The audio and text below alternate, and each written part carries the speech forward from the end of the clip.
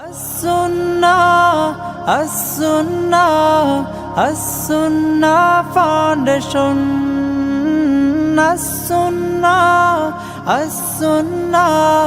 As-Sunnah Foundation.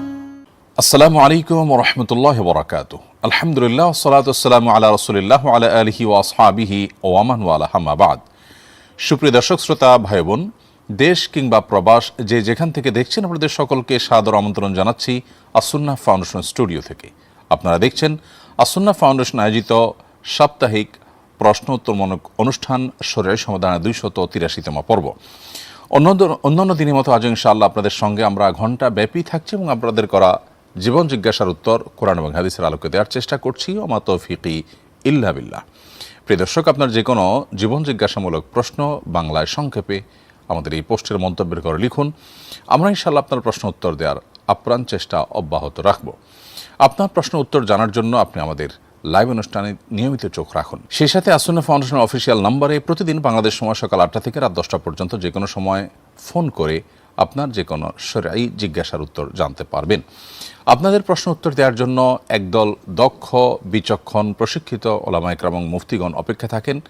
As Sunnah ফাউন্ডেশনের office টাইমে সরাসরি উপস্থিত হয়ে আপনার যে কোনো দিনী জিজ্ঞাসা কিংবা পারিবারিক যে কোনো অসুবিধা সম্পর্কে আমাদেরকে জানাতে পারেন। আমাদের ওলামা ইকরাম আপনাদেরকে সময় দিবেন, আপনাদের প্রশ্নের উত্তর দেওয়ার চেষ্টা অব্যাহত রাখবেন। আমাদের website IQA Islamic question answer, এই ওয়েবসাইটে আপনি ভিজিট করার মাধ্যমে আপনার প্রশ্ন উত্তর খুঁজে নিতে পারবেন। চলুন তাহলে আর বিলম্ব না করে আমরা ইতিমধ্যে যে সমস্ত প্রশ্ন পেয়েছি সেগুলোর উত্তর দেওয়ার পালায় প্রবেশ করি।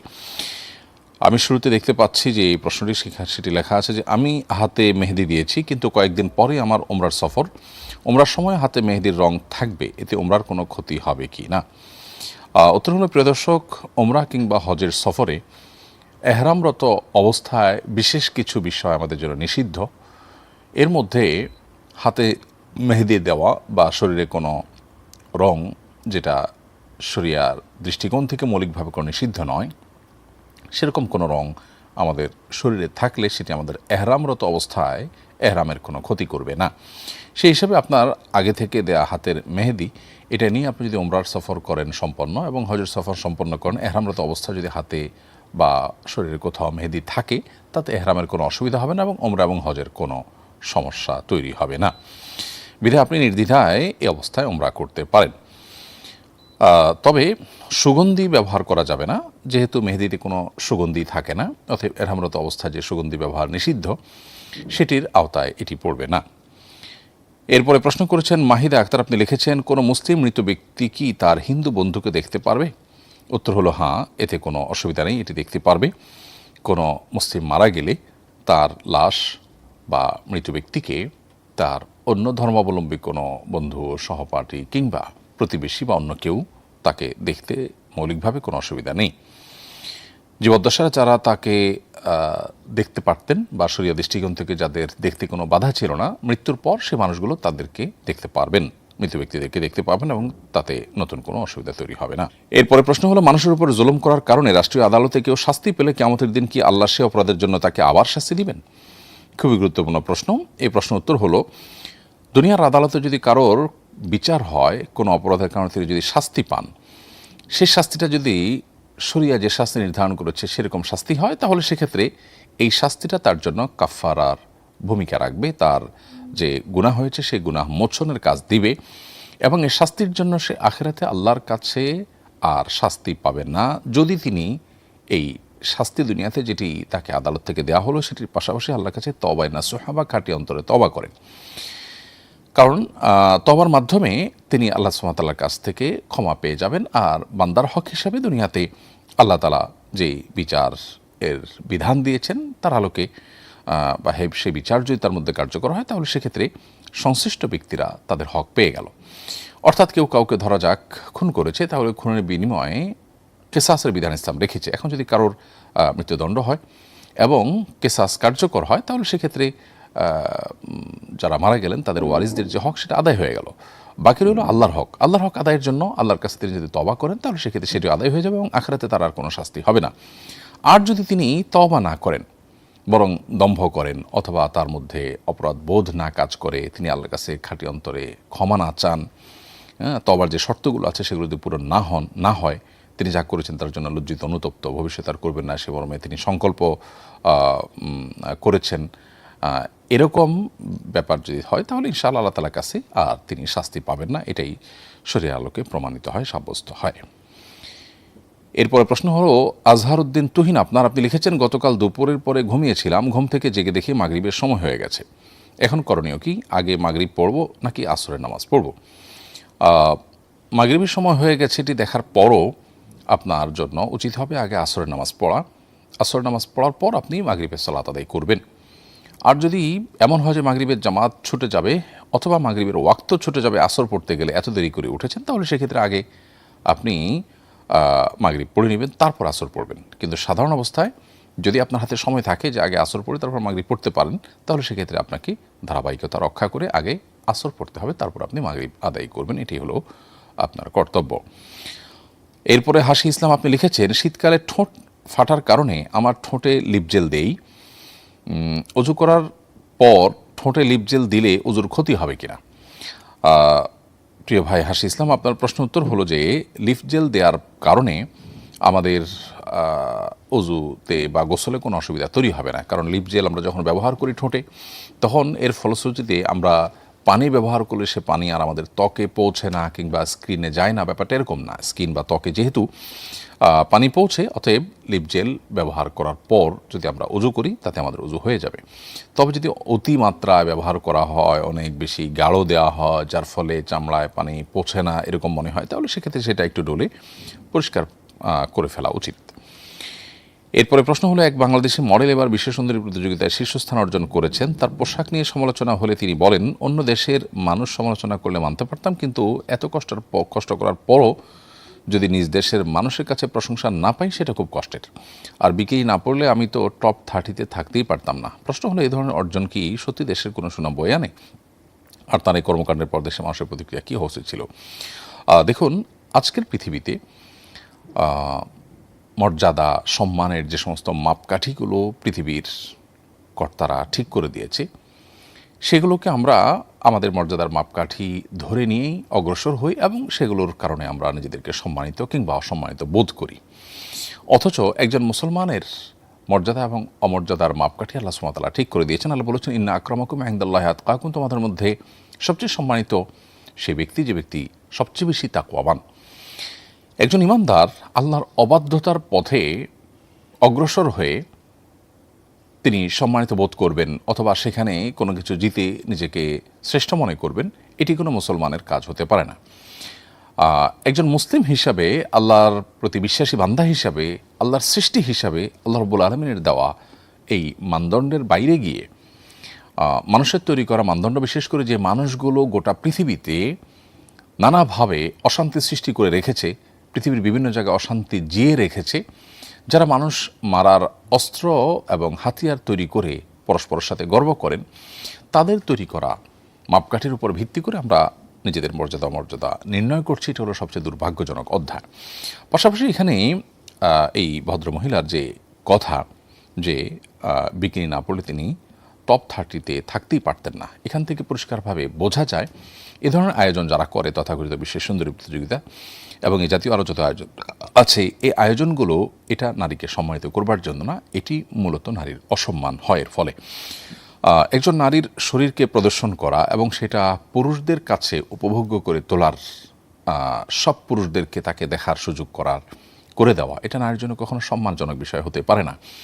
আপনি বিজ্ঞাপন দিচ্ছেন একটা পণ্যের, কিন্তু সেখানে মূলত কোনো নারীকে বিভিন্নভাবে উপস্থাপন করছেন, নারীর শরীরের বিভিন্ন অংশকে আপনি তুলে ধরার চেষ্টা করছেন, এটা নারীর জন্য অবমাননাকর। এটি বোঝার জন্য পণ্ডিত হওয়ার কোনো প্রয়োজন নেই। নারী অধিকারের ব্যাপারে যদি সত্যি আমরা সোচ্চার হয়ে থাকি, তাহলে সেক্ষেত্রে বৃদ্ধ নারী, অসুস্থ নারী, অসহায় নারী অথবা কৃষ্ণাঙ্গ নারী, তাদের অধিকার রক্ষা করবার প্রয়োজন অনেক বেশি। কিন্তু সেটার জন্য আমরা কতটা কাজ করি? তথাকথিত নারী অধিকারের নামে আমরা নারীদেরকে যে বিভিন্ন ক্ষেত্রে উপস্থাপন করছি, রিসেপশনগুলোতে তাদেরকে বসাচ্ছি, কম বয়সী সুন্দরী মেয়েদেরকে দেখে দেখে মূলত কাস্টমারদের মনোরঞ্জনের জন্য তারা ব্যবহৃত হচ্ছেন এবং সেটি খুবই স্পষ্ট। অতএব এটি কখনো নারীর জন্য সম্মানজনক বিষয় নয়। অতএব পশ্চিমাদের তৈরি করে দেওয়া বা আল্লাহর অবাধ্যদের তৈরি করে দেওয়া মানদণ্ডের ভিত্তিতে কোনো মুসলমান সম্মান অসম্মান নির্ধারণ বা নির্ণয় করতে পারেন না। একটি মুসলিম কান্ট্রি হিসাবে বা মুসলিম প্রধান দেশের নাগরিক হিসাবে আমাদের রুচি এবং আমাদের পছন্দ অপছন্দ এগুলো কোরআন হাদিসের আলোকে নির্ণয় হওয়া উচিত। দিন শেষে আমাদের আল্লাহর কাছে যেতে হবে, তার কাছে জবাবদিহি করতে হবে। একটা দেশ হিসাবে আমরা বহু জায়গায় পিছিয়ে আছি এবং সেখানে কাজ করবার যথেষ্ট সুযোগ আছে, কিন্তু সেই জায়গাগুলোতে আমাদের কাজ করবার তেমন কোনো মুরুদ দেখা দেয় না। তথাকথিত পশ্চিমাদের এই সমস্ত ঝুলানো মূলা সেটি হাসিল করবার জন্য আমরা ছুটাছুটি করি এবং সেটাকে আমাদের মর্যাদার মানদণ্ড মনে করি। এটা আমাদের সবচাইতে দুর্ভাগ্যজনক একটি অধ্যায় এবং বাস্তবতা। এরপর প্রশ্ন হলো, শয়তানের ধোকায় আমি খারাপ কাজের সঙ্গে জড়িয়ে গিয়েছিলাম, এখন নিয়মিত নামাজ পড়ি, কোরআন পড়ি, নতুন বিয়ে করেছি, এক বইয়ে পড়লাম যে ব্যক্তি ভালো তার স্ত্রীও ভালো হবে, আর যে খারাপ তার স্ত্রীও খারাপ হবে। আমি যেহেতু অতীতে খারাপ কাজের সঙ্গে জড়িয়ে গিয়েছিলাম, তাহলে আমার স্ত্রীও কি এমন ছিল? খুবই গুরুত্বপূর্ণ প্রশ্ন। কেউ খারাপ হলে তার স্ত্রীও খারাপ হবে এমন কোনো কথা নেই এবং এ কথা সঠিক কোনো কথা নয়। আল্লাহ সুবহানাহু ওয়া তাআলা কোরআন কারীমে যে বলেছেন, আত-তাইয়্যিবাতু লিত-তাইয়্যিবিন ওয়াত-তাইয়্যিবুনা লিত-তাইয়্যিবাত, আল-খাবিসাতু লিল-খাবিসিন ওয়াল-খাবিসুনা লিল-খাবিসাত। পবিত্রের সঙ্গে পবিত্র এবং অপবিত্রের সঙ্গে অপবিত্র। এই আয়াতের ব্যাখ্যায় অনেকে বলেছেন যে পবিত্র পুরুষের সাথে পবিত্র নারী এবং অপবিত্র পুরুষের সাথে অপবিত্র নারীর বিয়ে হবে বা হওয়া উচিত, এরকম ব্যাখ্যা অনেকে করেছেন। তবে এটা সবচেয়ে প্রসিদ্ধ এবং গ্রহণযোগ্য ব্যাখ্যা হলো যে যদি কেউ ভালো এবং পবিত্র কথা বলে তাহলে সেক্ষেত্রে তার ভালো কথা তার প্রাপ্য, আর যদি কেউ কোনো খারাপ কথা বলে তাহলে সেক্ষেত্রে তার খারাপের অনুপাতে রিপ্লাই পাওয়া তার প্রাপ্য বা তার হক হয়ে যায়, এটা তার পাওনা হয়ে যায়। যে যা করবে সে তা পাবে, এমন একটা ব্যাপার।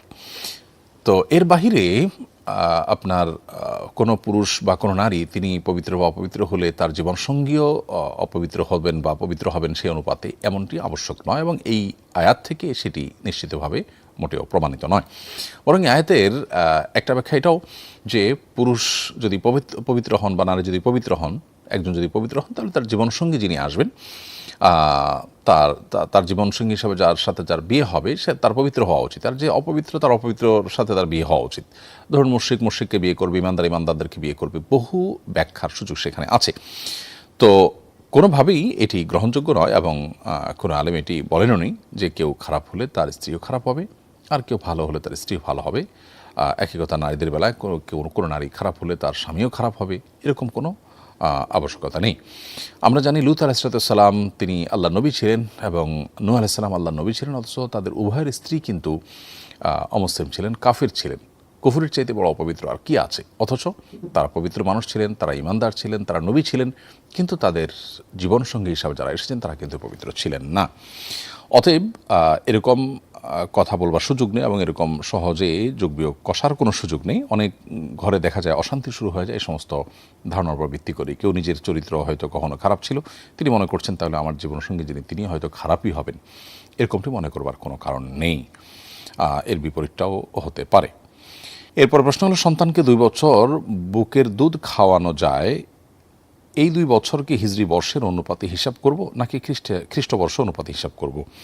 আল্লাহ সুবহানাহু ওয়া তাআলা কোরআন কারীমে বলেছেন যে ওয়াল ওয়ালিদাতু ইউরদি'না আওলাদাহুন্না হাওলাইনি কামিলাইনি লিমান আরাদা আন ইউতিম্মা আর-রাদাআহ। যে সমস্ত মায়েরা দুধ পানের সময়সীমাকে পরিপূর্ণ করতে চান তারা 2 বছর দুধ পান করাবেন, তাদের সন্তানদেরকে 2 বছর দুধ পান করাবেন এবং 2 বছর পর্যন্ত দুধ পান করানোর এই সময়সীমা আমাদেরকে নির্ধারণ করতে হবে, পরিমাপ বা নির্ণয় করতে হবে হিজরি বর্ষের অনুপাতে। শুধু এটিই নয়, শরিয়ার যত বিধিবিধান আছে সমস্ত বিধিবিধানগুলো কার্যকর হবে মূলত চন্দ্রবর্ষের হিসাবে, যেটাকে আমরা হিজরি বর্ষ বলছি।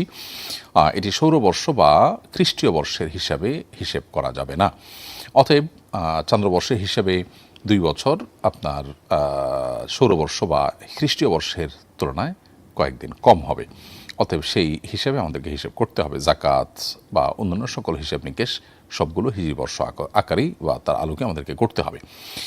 এরপর প্রশ্ন হলো, কোনো জালিমের ফাঁসির রায় কিংবা মৃত্যুতে আনন্দ প্রকাশ বা মিষ্টি বিতরণ করার শরীয়ী বিধান কি? যদি কোনো ব্যক্তি জালিম হিসাবে প্রসিদ্ধ হয় এবং তার জুলুমে মানুষ অতিষ্ঠ থাকে, কিংবা কোনো ব্যক্তি যদি ইসলাম এবং মুসলমানদের খুব চিহ্নিত শত্রু হয়ে থাকে এবং তার মৃত্যু অথবা তার মৃত্যুর ঘোষণা, তার মৃত্যুদণ্ড, এই বিষয়গুলো সাধারণ মানুষের জন্য স্বস্তির কারণ হয়। সেই জায়গা থেকে আনন্দিত হওয়া, সেই জায়গা থেকে আল্লাহ শুকরিয়া আদায় করা, এটা মৌলিকভাবে কোনো খারাপ বিষয় নয়। এমনিতে একজন মানুষ ব্যক্তিগতভাবে তিনি অমুসলিম বা কাফির, কোনো মুসলমানদের জন্য তিনি কোনো ক্ষতির কারণ নয়। অথবা কোনো মানুষ ব্যক্তিগতভাবে হয়তো পাপিষ্ট মানুষ, কিন্তু তিনি মানুষের অতিষ্ঠের কারণ বা মানুষের প্রতি জুলুমের জন্য কুখ্যাতি আছে, এরকম কোনো মানুষ নয়। এরকম মানুষের মৃত্যুতে একজন মুসলমান হিসেবে আমার আনন্দিত হব না, বরং আমাদের মধ্যে ব্যথা কাজ করবে যে লোকটা ঈমান নিয়ে যেতে পারলেন না, তওবা করে যেতে পারলেন না, তার জন্য এক ধরনের করুণা কাজ করবে। কিন্তু এর বিপরীতে যদি লোকটি হয় ইসলাম এবং মুসলমানদের বিরুদ্ধে নানাবিধ কর্মকাণ্ডে লিপ্ত, ষড়যন্ত্রে লিপ্ত, ইসলাম এবং মুসলমানদের অগ্রযাত্রাকে থামিয়ে দেওয়ার জন্য অমুসলিমদের সাথে হাত মেলানো বা তাদের ক্রীড়ানকে পরিণত হওয়া মানুষ, কিংবা আপনার কারোর জুলুমে যদি কেউ অতিষ্ঠ হয়ে যায়, তখন সেক্ষেত্রে তার কাছ থেকে যে নিষ্কৃতি মানুষ পাচ্ছে, সেই জায়গা থেকে শুকরিয়া আদায় করা এবং আল্লাহর কাছে এর জন্য শুকরগুজার হওয়া, আনন্দ প্রকাশ করা, এগুলো মৌলিকভাবে কোনো নিষিদ্ধ বিষয় নয়। ইসলামের ইতিহাসে এরকম বহু জালিমের মৃত্যুতে বা তাদের পতনে আল্লাহর অনেক নেককার বান্দারা আল্লাহর শুকরিয়া জানিয়েছেন। অতএব বিষয়টা ভ্যারি করে যে এটা কি সাধারণ কোনো ফাসিক বা কাফের, নাকি ইসলাম মুসলিম বিদ্বেষী এবং কোনো জালিম যার জুলুমের জন্য তার কুখ্যাতি হয়েছে সেরকম মানুষের মৃত্যু, এটার উপর নির্ভর করে বিধানটি। তবে সেই সাথে এটিও মাথায় রাখতে হবে যে আনন্দ প্রকাশ, যে কোনো ক্ষেত্রে আনন্দ প্রকাশ বা আল্লাহর শুকরিয়া আদায়, এগুলোরও একটা সীমা রেখা আছে। সেই সীমা রেখা আমরা কোনো অবস্থাতেই অতিক্রম করতে পারি না। এরপর প্রশ্ন হলো সিজুকা এআইডি থেকে আপনি লিখেছেন, আমার বয়স 14 বছর। ছোটকালে আমি আমার চাচির দুধ পান করেছি। এখন আমার 1 বছর বয়সী চাচাতো ভাই কি আমার দুধ ভাই হিসাবে গণ্য হবে? উত্তর হলো হ্যাঁ, আপনার ওই চাচির দুধ পান করেছেন তার যে সন্তান, তিনি আপনার চাচাতো ভাই হিসাবে গণ্য হবেন। আপনার অন্য কোনো চাচির কোনো ছেলে যদি হয়, তাহলে সেই ছেলে এই চাচির দুধ যদি পান না করে থাকেন, তাহলে তিনি আপনার দুধ ভাই হিসাবে গণ্য হবেন না। অর্থাৎ একই মায়ের স্তন থেকে দুজন দুধ পান করেছেন, এরকম দুই ব্যক্তি ভাই বোন হিসাবে বিবেচিত হবেন, তারা এমনিতে যেই হোক না কেন। অতএব আপনার চাচির যে সন্তান তার দুধ পান করেছেন, তিনি আর আপনি যে চাচির দুধ পান করেছেন, উভয়ে আপনারা মাহরাম হিসেবে বিবেচিত হবেন এবং উভয়ে একে অন্যের দুধ ভাই বোন হিসেবে গণ্য হবেন। আপনাদের মধ্যে পর্দার কোনো বিধান থাকবে না, সেই সাথে আপনারা পরস্পরকে বিয়েও করতে পারবেন না। এরপরে সিকে জিয়ারুল এআইডি থেকে আপনি লিখেছেন, ইউটিউব থেকে ইনকাম করার উদ্দেশ্যে আমি নিয়মিত ইউটিউবে শর্ট ভিডিও ছাড়ি। আমি রাজমিস্ত্রির কাজ করি, আমার কাজের ভিডিও বানাই, কোনো গান কিংবা খারাপ ভিডিও নয়। এমন ভিডিও বানালে গুনাহ হবে কিনা? সোশ্যাল মিডিয়াতে অ্যাডসেন্সের মাধ্যমে যে উপার্জন হয়, সে উপার্জন হালাল নয়, কারণ সে উপার্জনের মধ্যে ভালো মন্দ বিভিন্ন রকমের অ্যাড সেখানে রান করা হয়, তার মাধ্যমে আমাদের অ্যাকাউন্টে ডলার তারা পাঠায়।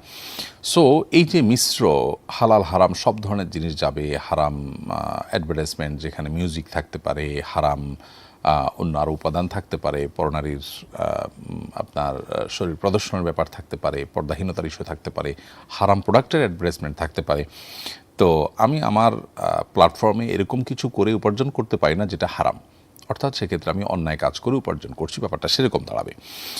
তবে এখানে কাস্টমাইজ ভিডিও প্রচারের মাধ্যমে আমরা ইনকাম করতেই পারি। ভিডিওর মধ্যে কোনো কোম্পানির সাথে চুক্তি থাকলো, তাদের অ্যাড, নির্দিষ্ট অ্যাড যেটাতে হারাম কিছু নেই, সেটা আমি চালালাম এবং সেটা লোগো হিসাবে থাকলো বা সেটা ভিডিওর ব্যাকগ্রাউন্ডে থাকলো বা কোনো জায়গায় থাকবো বা স্ক্রলে থাকলো, কোনোভাবে তাদের সাথে চুক্তি করে আপনি উপার্জন করলেন, সেটি আপনার জন্য হালাল হতে পারে যদি আপনি আপনার ভিডিওতে কোনো হারাম কোনো কিছু না দেন, যেমন ব্যাকগ্রাউন্ড মিউজিক ইত্যাদি যদি না থাকে, তাহলে সেক্ষেত্রে এটি আপনার জন্য হালাল হতে পারে।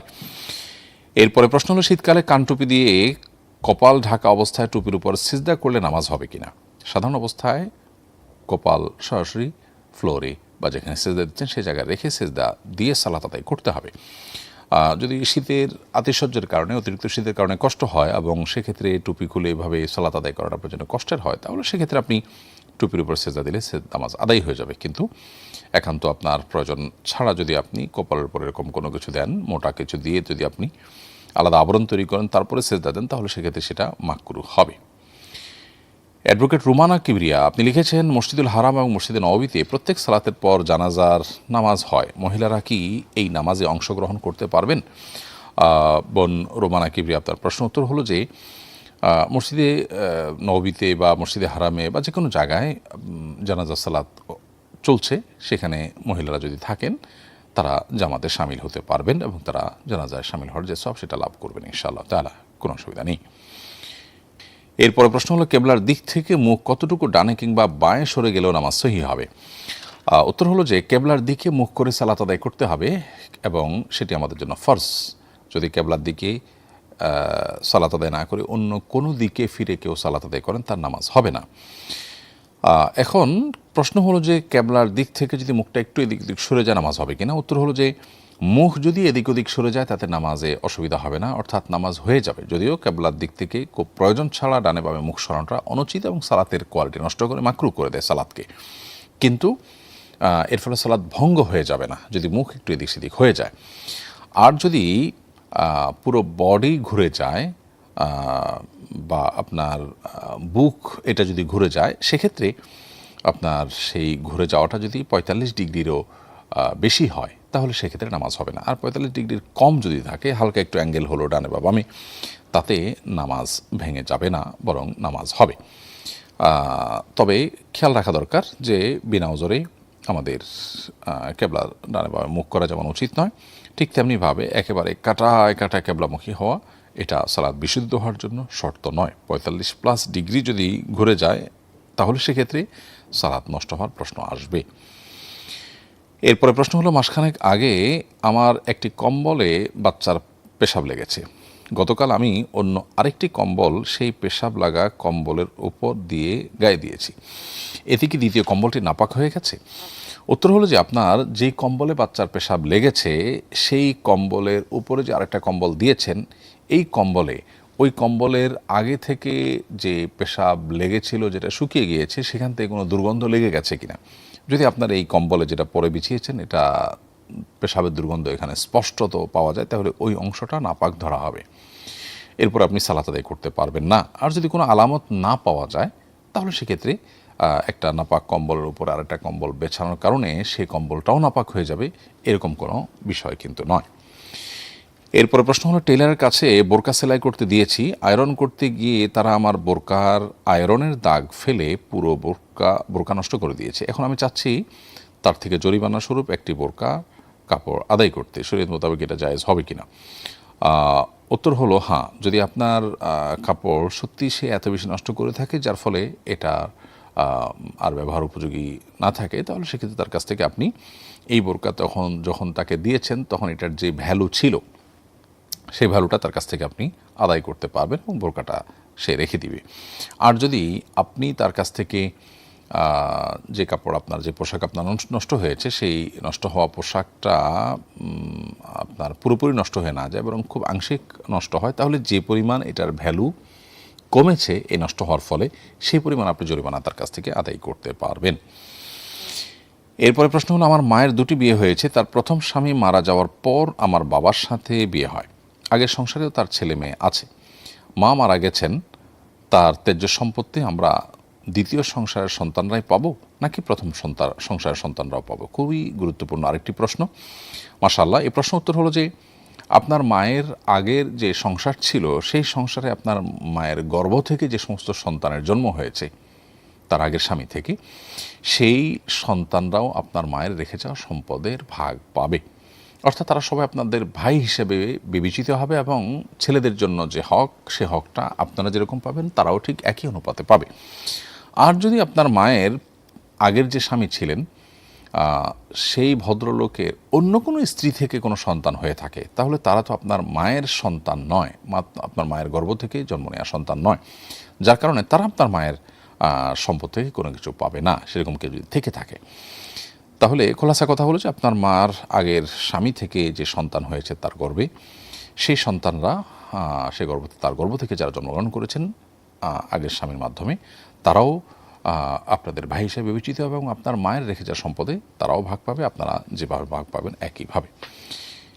এরপরে প্রশ্ন হলো, প্রোবায়োটিক ড্রিঙ্কস কি হালাল? এ ধরনের ড্রিঙ্কস তৈরির পদ্ধতি হলো বিভিন্ন ফলের রস একত্রে একটি পাত্রে রাখা হয়, সে পাত্রে চিনি এবং পানি দেওয়া হয়, চিনি, পানি এবং ফলের রস একত্রে 5-6 দিন রেখে দেওয়া হয়, এরপর খাওয়া হয়। উত্তর হলো প্রোবায়োটিক ড্রিঙ্কস এটি মানুষের হজমের জন্য উপকার হিসাবে প্রসিদ্ধ এবং যে প্রক্রিয়া এটি তৈরি করা হয় সাধারণত এই প্রক্রিয়া তৈরি করার ফলে এটি পান করার কারণে নেশা তৈরি হয় না। যদি নেশা তৈরি না হয় তাহলে সেক্ষেত্রে এটি পান করাতে কোনো অসুবিধা নেই। যদি কোনোভাবে নেশা উদ্রেক করে সেরকম যদি হয় তাহলে সেক্ষেত্রে সেটি হারাম হবে, কারণ কুল্লু মুসকিন হারাম, যেটা নেশা উদ্রেককারী হয়, নেশা সৃষ্টি করে যেটি, সেটি পান করা হারাম হয়। অতএব নেশা উদ্রেক না করলে এরকম কোনো কিছু পান করা বা খাওয়া মৌলিকভাবে সম্পূর্ণ জায়েজ আছে। এমডি ইব্রাহিম মিয়া লিখেছেন, ফরজ গোসল না করে গেরস্থলী কাজ করা যাবে কিনা? উত্তর হলো, ফরজ গোসল করা ছাড়াও গেরস্থলী কাজ করতে পারে। কারোর গোসল ফরজ হয়েছে, পরবর্তী ফরজ নামাজের আগে আগে তিনি গোসল করে ফেলতে হবে নামাজের প্রয়োজনে। আর এর মধ্যবর্তী যে সময়টা আছে এই সময়ের মধ্যে তিনি যে কোনো কাজ চাইলে করতে পারেন। গেরস্থলী কাজ, দুনিয়াবি কোনো কাজ, ক্ষেত খামার বা ঘরোয়া কোনো কাজ, রান্না বাড়া, কুটাকাটি, এগুলো সব তিনি করতে পারেন। তবে এক্ষেত্রে উত্তম হলো ফরজ গোসল হয়েছে, গোসল একটু দেরিতে করতে হলেও কোনো কাজ করার আগে অজু করে নেওয়া। অজু করে আপনি এবার গেরস্থলী কাজ করলেন বা যে কোনো দুনিয়াবি কাজ করলেন, সেটি হলো সবচেয়ে উত্তম এবং সুন্নাহ। যদি সেটা কোনো কারণে করতে না পারেন তাহলে সেক্ষেত্রে আপনার কোনো ফরজ তরক হবে বা কোনো গুনাহ হবে, ব্যাপারটা কিন্তু সেরকম না। এরপরে প্রশ্ন করেছেন এমডি আব্দুল্লাহ, আপনি লিখেছেন, কবর জিয়ারতের সুন্নাহ সম্মত পদ্ধতি কি? উত্তর হলো, কবর জিয়ারতের সুন্নাহ সম্মত পদ্ধতি হলো কবরের পাশে দাঁড়িয়ে কবরবাসীকে সালাম দেওয়া। সালামুন আলাইকুম দারা কওম মুমিনিন ওয়া ইন্না ইনশাআল্লাহু বিকুম লাহিকুন নাসআলুল্লাহ লানা ওয়া লাকুমুল আফিয়া। আমরা এভাবে কবরবাসীর জন্য দোয়া করতে পারি, এক বছর দিয়ে আমরা করতে পারি আসসালাল্লাহু লানা ওয়া লাকুমুল আফিয়া। আবার আসসালামু আলাইকুম ইয়া আহলাল কুবুর মিনাল মুসলিমিন আল মুসলিমাত ওয়াল মুমিনিন ওয়াল মুমিনাত, এটিও এক বর্ণনা এসেছে, তবে আগের বর্ণনাটি অধিকতর বিশুদ্ধ। এছাড়াও কবর জিয়ারতের আরও বিভিন্ন দোয়া আছে, বিভিন্নভাবে মুর্দাকে সালাম পেশ করার কথা বলা আছে। অতএব যে কোনোভাবে আপনি মুর্দাকে সালাম পেশ করলেন, সুন্নাহ সম্মত যে কোনো দোয়াকে অনুসরণ করে, সেটাই কবর জিয়ারতের পদ্ধতি। তাহলে জিয়ারত মানে হলো মূলত সাক্ষাৎ করা। সো কবরবাসীর সঙ্গে সাক্ষাৎ করে তাদেরকে আমরা সালাম নিবেদন করলাম, মানে হলো তাদের জন্য শান্তির দোয়া করলাম। এরপর আমরা চাইলে কিবলামুখী হয়ে মুর্দার জন্য আলাদা করে সেখানে দোয়া করতে পারি, সেটা করা যেতে পারে, অপশনাল। বিভিন্ন রেওয়ায়তের আলোকে, বিশেষ করে মুসলিম আমাদের একটি রেওয়ায়তের আলোকে এটি কিছুটা সাব্যস্ত হয়। তবে কবর জিয়ারতের মূল আমলটাই হলো কবরবাসীকে সালাম পেশ করা, এবং সালাম পেশ করার মাধ্যমেই কিন্তু তাদের জন্য দোয়া করা হয়, শান্তির দোয়া করা হয়, আল্লাহ যেন তাদেরকে মাফ করে দেন সেজন্য দোয়া করা হয়। অতএব এই দোয়া যথেষ্ট। দোয়া যদি একান্ত সেখানে আলাদা করে সালাম পেশ করার পর দোয়া করতে হয়, তাহলে সেক্ষেত্রে কিবলামুখী হয়ে মুর্দার জন্য আলাদা করে দোয়া করা যেতে পারে। এরপরে প্রশ্ন হলো, একবার আত্মহত্যার চেষ্টা করেছিলাম কিন্তু আল্লাহ আমাকে রক্ষা করেছেন, আত্মহত্যার চেষ্টার গুনাহ থেকে কীভাবে মাপ পেতে পারি? আত্মহত্যা করা যেহেতু গুনাহ, কাবিরা গুনাহ, অতএব কাবিরা গুনার জন্য চেষ্টা করাটাও গুনাহ। যেটা অপরাধ সেটার জন্য চেষ্টা করা বা অ্যাপ্রোচ নেওয়া সেটাও কিন্তু অপরাধ হিসাবে বিবেচিত হয়। সেই দৃষ্টিকোণ থেকে আপনার আত্মহত্যার চেষ্টা করাটাও কিন্তু অপরাধ হিসাবে গণ্য। কিন্তু এটার জন্য যদি আপনার কাছে তওবা নাসুহা করেন, যে আর জীবনে কখনো কোনো কঠিন পরিস্থিতিতে আল্লাহর রহমতের আশা ছেড়ে দিয়ে নিরাশ হয়ে জীবনকে শেষ করে দেওয়ার এইরকম কোনো সিদ্ধান্তে আপনি আসবেন না। আপনি সবসময় গুনাহ থেকে বেঁচে থাকার জন্য সর্বোচ্চ চেষ্টা করবেন। সেরকম সংকল্প যদি আপনি করেন, তওবা যদি আপনি করেন, তাহলে সেক্ষেত্রে আগেরবার যে আত্মহত্যার চেষ্টা করেছিলেন সেই গুনাহ আল্লাহ তাআলা মাফ করবেন। কারণ আল্লাহ তাআলা কোরআন কারিমে এবং নবী সাল্লাল্লাহু আলাইহি ওয়াসাল্লাম বিভিন্ন হাদিসে আমাদেরকে বারবার করে এটি জানিয়েছেন, কেউ যখন তওবা করে, কেউ যখন কোনো গুনাহ করে অনুতপ্ত হয়ে ফিরে আসে, আল্লাহ রাব্বুল আলামিন সে গুনাহ মাফ করে দেন। আল্লাহ বলেছেন, ইন্নাল্লাহা ইয়াগফিরুয যুনুবা জামিআ। আল্লাহ বলেছেন, ওয়া তুবু ইলাল্লাহি জামিআন আইয়ুহাল মুমিনুন। হে ঈমানদারগণ, তোমরা সবাই আল্লাহর কাছে তওবা করো, আল্লাহ তাআলা তোমাদের সমস্ত গুনাহ মাফ করবেন। আল্লাহ বলেছেন, লা তাকনাতু মির রাহমাতিল্লাহ, ইন্নাল্লাহা ইয়াগফিরুয যুনুবা জামিআ। তোমরা আল্লাহর রহমত থেকে আশা ছেড়ে দিও না, আল্লাহ সব গুনাহ মাফ করবেন। কিন্তু তওবা করতে হবে। তওবা করলে আশা করা যায় আপনি আল্লাহর কাছ থেকে এটি মাফ পেয়ে যাবেন। এমডি ইউনুস লিখেছেন, আমি একজন হিন্দু মেয়েকে বিয়ে করেছি, বিয়ের সময় সে মুসলিম হয়েছিল, আমাদের একটি কন্যা সন্তান আছে। এখন সে বলছে সে মন থেকে মুসলিম হয়নি, সে হিন্দু ধর্ম পালন করতে চায়, আমার করণীয় কি? ভাই ইউনুস, আপনার প্রশ্ন উত্তর হলো যে কোনো মেয়ে যদি আপনার কাছে ইসলাম গ্রহণ করার অভিনয় করে থাকে এবং পরে সে সেটা ক্লিয়ার করে, এবং সে যদি এখন হিন্দু ধর্মে ফিরে যেতে চায় বা হিন্দু ধর্মের অনুসারী হিসেবে নিজেকে প্রকাশ করে বা হিন্দু ধর্ম তার ভালো লাগে সে বলে, তাহলে সে মুসলিম নয়। এবং এক্ষেত্রে আপনাদের মধ্যে অটোমেটিক বিবাহ বিচ্ছেদ হয়ে যাবে। কারণ স্বামী স্ত্রীর মধ্যে কোনো একজন যদি অন্য ধর্মাবলম্বী হয়ে যায় বা মোরতাদ হয়ে যায় বা ইসলাম থেকে বাহির হয়ে যায়, তাহলে সে আর মুসলমান থাকে না। অতএব কেউ যদি বলে যে হিন্দু ধর্ম আমার ভালো লাগে বা আমি হিন্দু ধর্ম পালন করতে চাই, তাহলে সে আর মুসলমান থাকে না। তার মানে তার ইসলামের প্রতি বিশ্বাস এটা দুর্বল হয়ে গেছে বা বিশ্বাস আর নাই। ইসলামের প্রতি পরিপূর্ণ বিশ্বাস থাকলে সে অন্য ধর্মের অনুসরণ করতে পারে না বা করতে চাইতেও পারে না। অতএব পরিপূর্ণ বিশ্বাস না থাকলে কেউ ইমানদার হয় না। সেই জায়গা থেকে আপনাদের মধ্যে বিচ্ছেদ অটোমেটিক হয়ে গেছে তার এই মানসিকতার কারণে। এবং আপনার যে কন্যা সন্তান তার মাধ্যমে হয়েছে, সেই সন্তানের বাবা হিসেবে আপনি বিবেচিত হবেন এবং সারা জীবন আপনি তার বাবা হিসাবেই গণ্য হবেন শরীরের আলোকে। সেটি সম্পূর্ণ ভিন্ন বিষয়। প্রিয় দর্শক, অনুষ্ঠানের আমরা দেখতে দেখতে একেবারে ঠিক মাঝামাঝি পর্যায়ে পৌঁছেছি। সময় হয়েছে ছোট্ট একটি বিরতিতে যাওয়ার। বিরতির পর আমরা ইনশাআল্লাহ আবারও ফিরে আসবো শরীর সমাধান অনুষ্ঠানে। আশা করছি আমাদের সঙ্গেই থাকবেন। ব্যক্তি স্বাবলম্বী না হলে পরিবার এগোবে না, পরিবার না এগোলে সমাজ এগোবে না, সমাজ না এগোলে রাষ্ট্র থমকে দাঁড়াবে। তাই ব্যক্তিকে স্বাবলম্বী করে তুলতে আস সুন্নাহ ফাউন্ডেশন স্বাবলম্বীকরণ প্রকল্প হাতে নিয়েছে কয়েক বছর আগে। এই প্রকল্পের আওতায় শুধু 2024 সালেই 2052 জনকে 30,000 টাকা মূল্যের স্বাবলম্বী উপকরণ দেওয়ার পর বেশিরভাগই ঘুরে দাঁড়িয়েছে। 2025 সালে দক্ষ দরিদ্র জনগোষ্ঠীকে 50,000 থেকে 3 লক্ষ টাকা মূলধন উপকরণ দেওয়ার কার্যক্রম ইতোমধ্যেই শুরু হয়েছে। অসহায় এই সব মানুষের ঘুরে দাঁড়ানোর গল্পে আপনিও অংশীদার হন।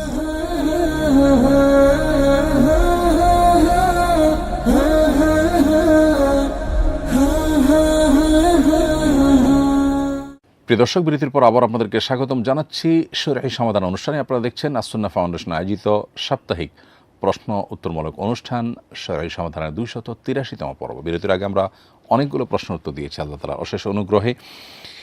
এই পর্যায়ে আমি দেখতে পাচ্ছি যে প্রশ্নটি সেটা লিখেছেন ইমরান হোসাইন। আপনি লিখেছেন, এক শিক্ষকের কাছে আমি প্রাইভেট পড়তাম, তিনি আমার কাছ থেকে টাকা পেতেন, আমি সেটা তখন পরিশোধ করতে পারিনি। হঠাৎ একদিন তিনি দুর্ঘটনায় মারা গেছেন, এখন আমি কিভাবে তার টাকা পরিশোধ করব? ভাই ইমরান হোসেন, আপনার যে শিক্ষকের টাকা আপনি পরিশোধ করতে পারেননি, যেটা তিনি পেতেন আপনার কাছে, তার মৃত্যুর পর সেটা তার ওয়ারিসদের কাছে পৌঁছে দিতে হবে। তার ছেলে মেয়েরা বেঁচে থাকলে তাদের কাছে পৌঁছে দিতে হবে, ওয়ারিসরা আনুপাতিক হারে তারা এটা নেবেন। আর যদি ওয়ারিসদেরকে খুঁজে কোনোভাবে এটি পৌঁছানো সম্ভব না হয়, তাহলে সেক্ষেত্রে আপনি তার তরফ থেকে সাদাকা করে দিবেন। অর্থাৎ এই নিয়তে সাদাকা করবেন ওই পরিমাণ টাকা, যে আল্লাহ এটার সব আমার সে শিক্ষকের আমল নামায় তুমি পৌঁছে দিও। ইনশাআল্লাহ বিদিনল্লাহ তাতে আপনি দায়মুক্ত হয়ে যাবেন। এরপরে প্রশ্ন হলো, একসময় আমার মনে হতো সকল ধর্মই সঠিক, তাই আমি সকল ধর্মই কম বেশি পালন করতাম এবং ইসলামের উপর আমার অনেক প্রশ্ন ছিল। পরবর্তীতে আমি ভুল বুঝতে পেরেছি, এখন করণীয় কি? আমাকে পরামর্শ দিয়ে দুশ্চিন্তামুক্ত করবেন প্লিজ।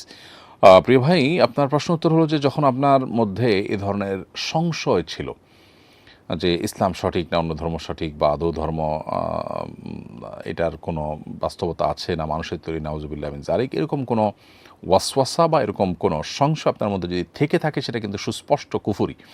একজন ইমানদার তিনি সবসময় কুফরি থেকে বেঁচে থাকার জন্য সংগ্রাম তাকে করতে হবে। সামান্য সংশয় আসলেও বা সংশয়ের মধ্যে মানুষ যদি পড়ে যায়, সেটার মধ্যে তিনি সেটাকে তিনি গ্রহণ করেন এবং লালন করেন, তাহলে তিনি বেঈমান হয়ে যান।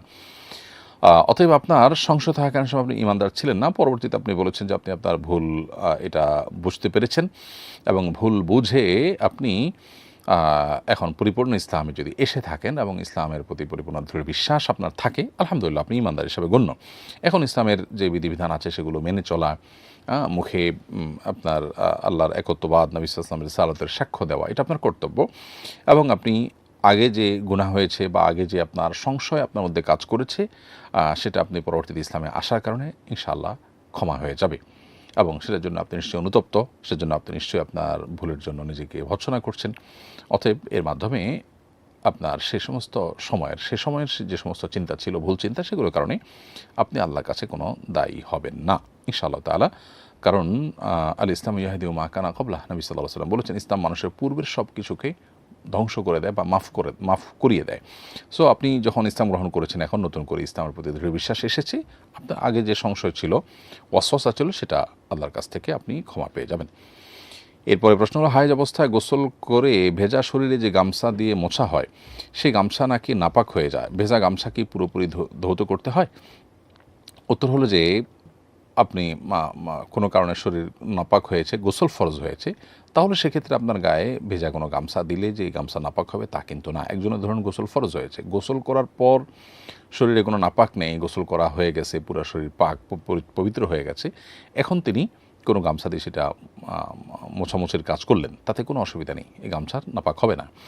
আর যদি তিনি গোসল নাও করে থাকেন, ফরজ গোসল তার উপরে আবশ্যক হয়েছে, তিনি গোসল করার আগেই ভেজা গামছা গায়ের উপর দিয়েছেন, তাতেও সে গামছা নাপাক হবে না। হ্যাঁ, নাপাক তখন হবে যদি শরীরের যে জায়গায় ভেজা গামছা লেগেছে সে জায়গায় নাপাক লেগে থাকে, তাহলে দৃশ্যত নাপাক আছে বা যে কোনো নাপাক আছে, তার উপরে যদি ভেজা গামছা লেগে থাকে তাহলে সেক্ষেত্রে গামছা নাপাক হবে।